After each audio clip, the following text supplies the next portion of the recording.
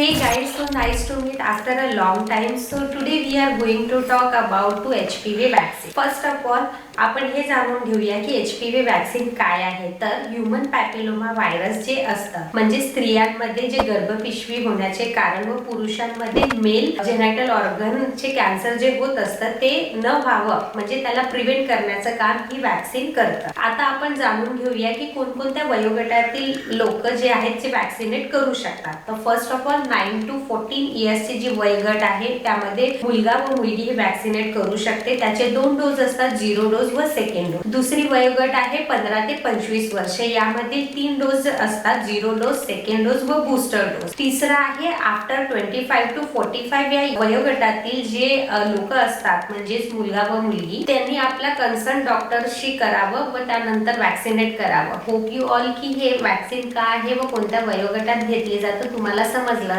धन्यवाद.